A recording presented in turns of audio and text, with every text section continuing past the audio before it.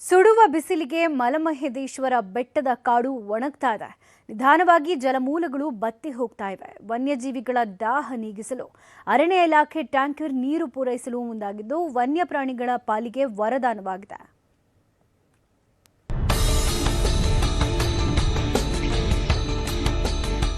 ಈ ಬಾರಿ ಬಿಸಿಲಿನ ತಾಪಮಾನ ಜೋರಾಗಿಯೇ ಇದೆ.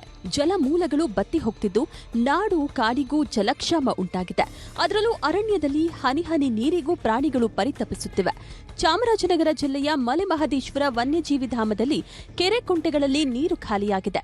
ಬೇಸಿಗೆಯಲ್ಲಿ ಕಾಡು ಪ್ರಾಣಿಗಳಿಗೆ ನೀರು ಒದಗಿಸುವುದು ಅರಣ್ಯ ಸಿಬ್ಬಂದಿಗೆ ದೊಡ್ಡ ತಲೆನೋವಾಗಿದ್ದು ಟ್ಯಾಂಕರ್ಗಳ ಮೊರೆ ಹೋಗಿದ್ದಾರೆ. ಪ್ರಸ್ತುತ ಈ ಕಾಡಲ್ಲಿ 230 ಕೆರೆಗಳಿದ್ದು ಬಹುತೇಕ ಕೆರೆಗಳು ಬಿಸಿಲಿನ ಝಳಕ್ಕೆ ಬತ್ತಿ ಹೋಗಿವೆ.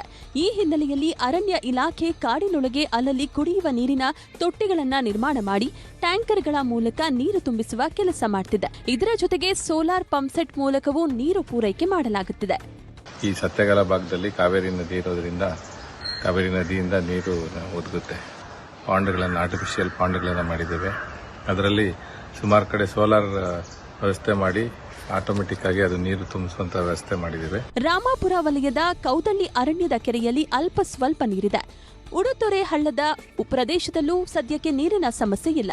ಕೊಳ್ಳೇಗಾಲದ ಸುತ್ತಮುತ್ತಲಿನ ಕಾಡಿಗೆ ಕಾವೇರಿ ನದಿ ನೀರು ಆಸರೆಯಾಗಿದೆ. ಉಳಿದಂತೆ ಸಿಎಸ್ಆರ್ ಫಂಡ್ನಿಂದ ಜಲ ಮೂಲಗಳಿಲ್ಲದ ಕಡೆ ತೊಟ್ಟಿಗಳನ್ನ ನಿರ್ಮಿಸಿ ವನ್ಯಜೀವಿಗಳ ದಾಹ ತಣಿಸಲಾಗುತ್ತಿದೆ. ಅರಣ್ಯದೊಳಗೆ ಆಹಾರ ಮತ್ತು ನೀರಿಗಾಗಿ ಅಲೆದು ನಾಡಿನತ್ತ ಹೋಗುವ ವನ್ಯಜೀವಿಗಳು ಮಾನವನ ಮೇಲೆ ದಾಳಿ, ಬೆಳೆ ಹಾನಿ ಮಾಡುವ ಸಾಧ್ಯತೆಗಳಿವೆ. ಇದರಿಂದ ಎಚ್ಚೆತ್ತಿರುವ ಅರಣ್ಯಾಧಿಕಾರಿಗಳು ಮುಂಜಾಗ್ರತೆಯಾಗಿ ಅರಣ್ಯದಲ್ಲೇ ನೀರು ಸಿಗುವಂತೆ ನೋಡಿಕೊಳ್ಳುತ್ತಿದ್ದಾರೆ. S M Nandesh, news 18, Chamarajanagar.